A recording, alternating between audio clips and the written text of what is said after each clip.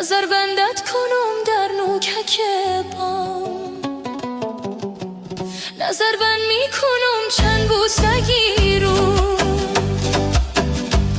دو تا صبح و دو تا چاشت و دو تا شام، دلم مانده براحت مثل آهو، به هر سو می دوم بیچاره و سوز گریه شب چراغم خوش کردم،